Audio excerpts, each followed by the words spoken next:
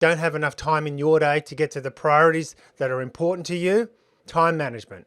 What is it? Why you need to do it? And some simple guidelines for you to follow to get the most out of every minute of your day.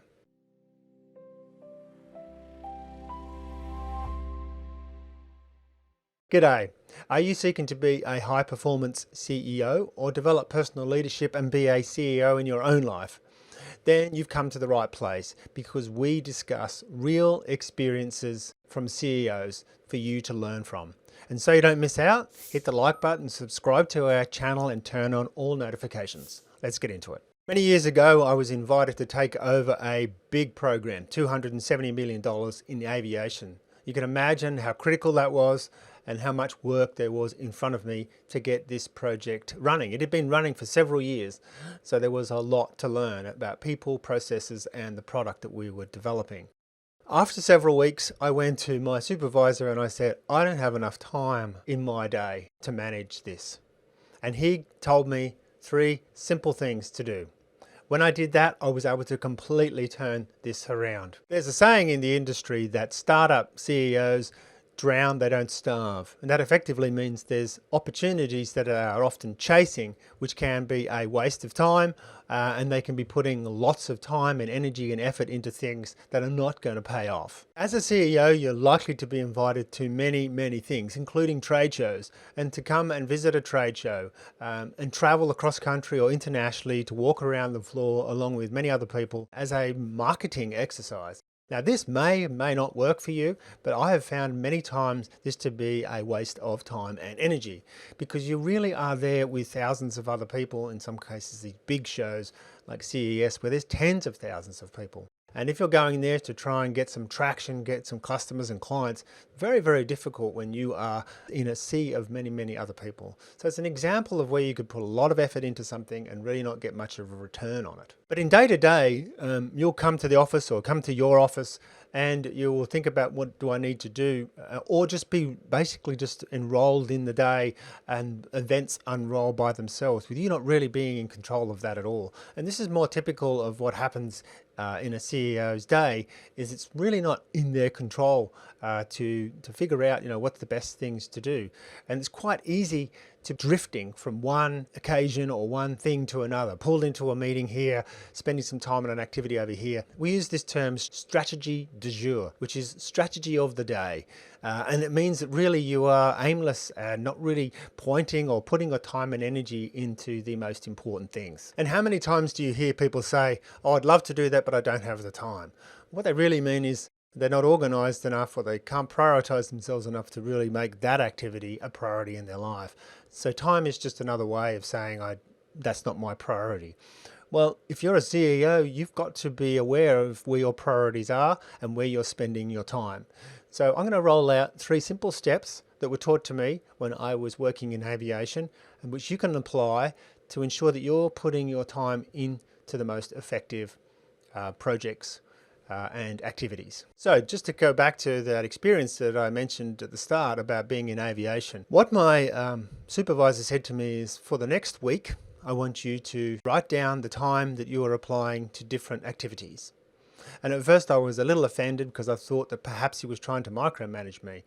But I went away and I actually did that. So that's step 1, is to write down at the end of each day, or multiple times a day, depending on how you choose to do it, what you spent your time on. So for example, 9 o'clock to 9:30, emails, 9:30 to 10 o'clock, meeting with client, and so on and so on and so on.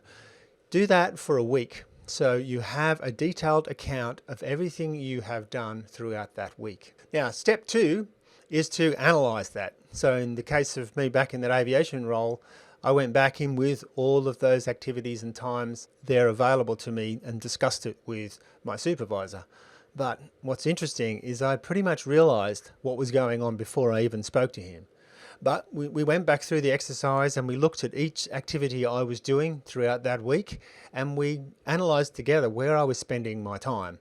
And so that's the analysis phase. It's looking back over the week and analyzing where you have spent your time. So that's step 2. And it does help to have somebody else even review that. If you're a CEO, then you could get a partner to look over that with you. As part of your analysis, you need to figure out the return on the investment. You want to maximize your return. So the top of the equation is the return, or what you expect the value you're creating is. And the denominator on the bottom of that is the time that you've put in. So you need to figure out for each of those activities what the value divided by the time is. That's an important part of the analysis. And then the final piece of the analysis is to figure out where you want to apply your time going forward. Now, having done the analysis and figured out where the return on the investment would be, next thing is to make decisions and act on it. So this is step 3 of your 3-step process. You decide where going forward you are going to trim back some of those activities which have a low return on investment and add more into those things that are high investment.